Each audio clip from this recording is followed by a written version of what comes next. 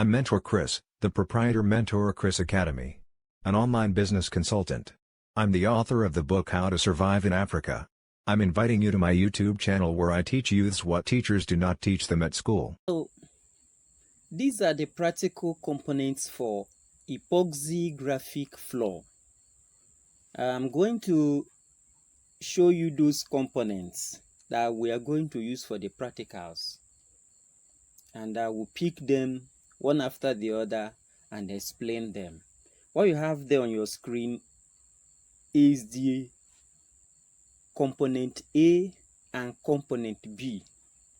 Now, the name for this component A is called resin,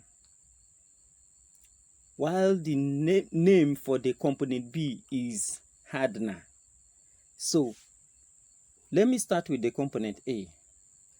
Component A is the chemical that we need in carrying out this practical.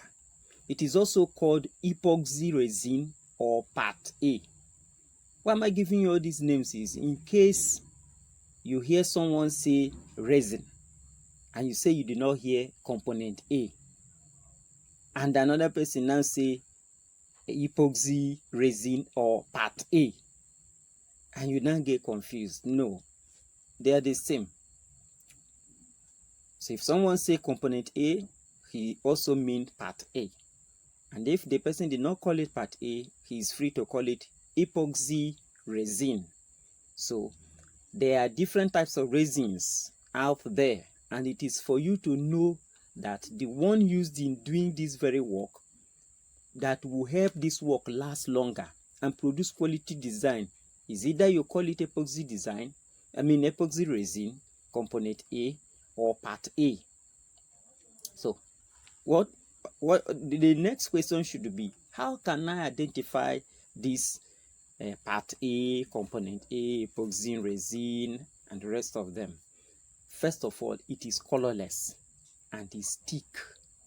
It is colorless and thick, and they can easily be identified through their containers. So what I mean is that you can see the container being written resin or Part A or component A.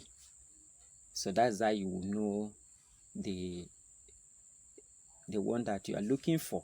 Then the next one beside the resin is written hardener. Now this hardener is called component B. Is either you call it component B or Part B. All right. So it's the second chemical used in carrying out epoxy design, and is also called catalyst. If you didn't call it hardener, you can call it catalyst. All right. So it's just like component A. It is also colorless. So if you look at it, you see no color. It has no color. It's just colorless. And component B is not as thick as component A. You understand now? So it's not as thick as component A, which means component A is thicker than component B. All right. Let's leave it there.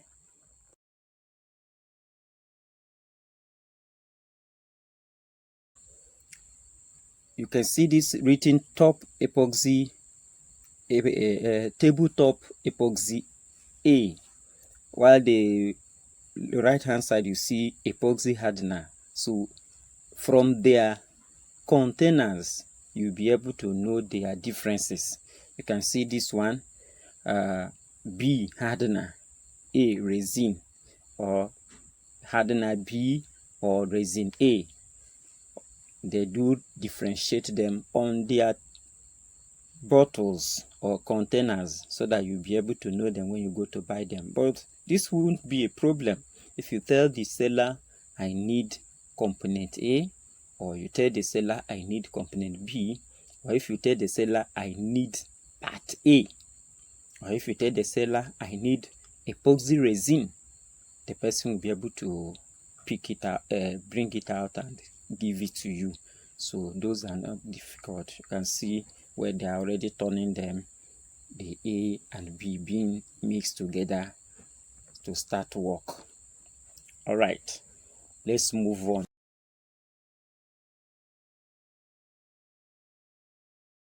This is the normal brush that you know. We use any of these tools, be it the brush or the paint roller, which is this. We use either this, which is the paint roller, or this brush. Okay, and what do we use them for? We use any of these tools to convey our chemicals to the required site. What do we mean by that? When you pour them on the ground or on the floor, you now use this to move them, move the chemicals to the site, to the areas that you need them to go and stay. Okay, so we use them to move instead of using our hand, we use this brush to take them to the parts of the floor that we want to work on. So it is advisable that we use sprayer or scraper for this job if you have them. Preferably you use the scraper, but if you don't have them, use your brush. Okay, so when you use your paint roller, it will produce bubbles. That's why some people don't use it, but when you use the scraper, it gives it a smooth surface. When you use the scraper, it gives it a smooth surface. All right, so the one that you can afford, that's the one you use. Some people use their brush and it works very well. Some use the paint roller. That's why we're telling you, anyone that you can afford, you get them and use for your work.